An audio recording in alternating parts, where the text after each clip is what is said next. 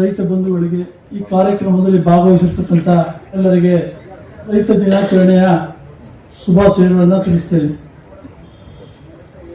ರೈತ ದಿನಾಚರಣೆ ಬೇರೆ ಬೇರೆ ದೇಶಗಳಲ್ಲಿ ಬೇರೆ ಬೇರೆ ದಿನಾಂಕಗಳಲ್ಲಿ ಮಾಡ್ತಾರೆ.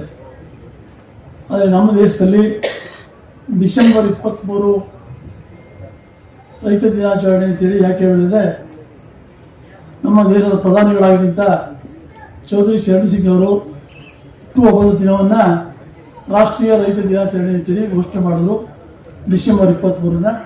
ಅಂದಿನಿಂದ ನಮ್ಮ ದೇಶದಲ್ಲಿ 23ನೇ ತಾರೀಕು ರೈತ ದಿನಾಚರಣೆಯನ್ನು ಆಚರಿಸ್ತಾ ಇದ್ದೀವಿ. ಆ ಹಿನ್ನೆಲೆಯಲ್ಲಿ ಇವತ್ತು ನಾವು ಈ ಒಂದು ಕಾರ್ಯಕ್ರಮವನ್ನು ಹಮ್ಮಿಕೊಂಡಿದ್ದೀವಿ. ನಾವು ಕೂಡ 4-5 ವರ್ಷಗಳಿಂದ ಇದನ್ನು ಮಾಡ್ತಾ ಬರ್ತಾ ಇದ್ದೀವಿ.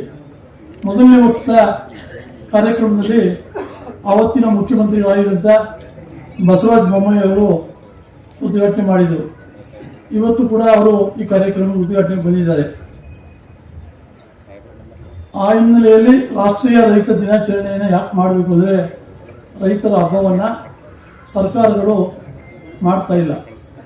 ಯಾಕೆಂದರೆ ಶಿಕ್ಷಕರ ದಿನಾಚರಣೆ ಮಾಡ್ತಾರೆ, ವೈದ್ಯರ ದಿನಾಚರಣೆ ಮಾಡ್ತಾರೆ, ಎಲ್ಲ ವರ್ಗದ ಜನರನ್ನು ಆಕರ್ಷಣೆ ಮಾಡಲಿಕ್ಕೆ ಬೇಕಾದಂಥ ಜಯಂತಿಗಳನ್ನು ಮಾಡ್ತಾರೆ. ಆದರೆ ದೇಶದ 140 ಕೋಟಿ ಜನರಿಗೆ ಆಹಾರವನ್ನು ಉತ್ಪಾದನೆ ಮಾಡಿ ಕೊಡ್ತಕ್ಕಂಥ ರೈತರನ್ನು ನೆನೆಯುವಂಥ ಕೆಲಸವನ್ನು ಯಾರು ಕೂಡ ಪ್ರಾಮಾಣಿಕವಾಗಿ ಮಾಡ್ತಾ ಇರಲಿಲ್ಲ. ಆ ಹಿನ್ನೆಲೆಯಲ್ಲಿ ರಾಜ್ಯ ಮತ್ತು ಕೇಂದ್ರ ಸರ್ಕಾರಗಳ ಗಮನವನ್ನು ಸೆಳೆಯಲಿಕ್ಕಾಗಿ ಈ ಒಂದು ಕಾರ್ಯಕ್ರಮವನ್ನು ನಾವು ನಿರಂತರವಾಗಿ ಮಾಡ್ತಾ ಇದ್ದೀವಿ.